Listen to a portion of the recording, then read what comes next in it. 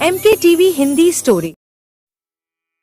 जादुई पेड़। एक छोटा सा गांव होता है और उस गांव में रहने वाले सभी लोग बहुत गरीब होते हैं।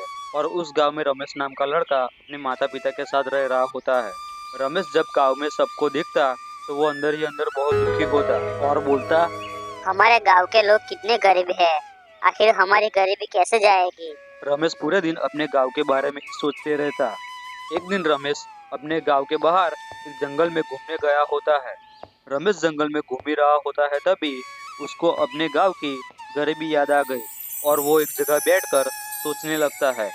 रमेश बैठकर सोच ही रहा होता है, तभी वहां से एक साधु गुजरते हैं और साधु की नजर रमेश पर पड़ती है। ये बच्चा आखिर जंगल में क्या कर रहा है?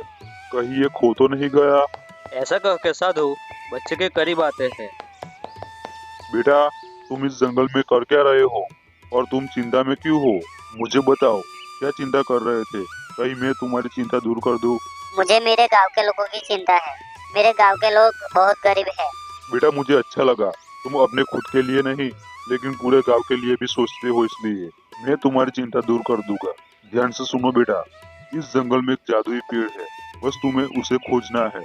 तुम्हारी सारी चिंता दूर हो जाएगी। ऐसा कहकर साधु वहां से निकल गए। साधु को जाने के बाद रमेश उस जंगल में उस जादुई पेड़ को खोजने लगा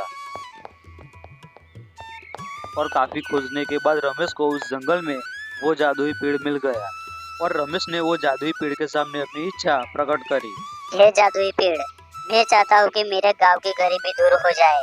जादुई पेड़ ने रमेश की आवाज सुनने के बाद उस पर लगे हुए सोने के आम दिए और रमेश ने ये सोने के आम सबको एक एक देने का सोचा और रमेश वो सोने के आम लेकर अपने घर आ गया। और दूसरे दिन रमेश ने वो सोने के आम अपने गांव के लोगों को एक एक बांट दिया।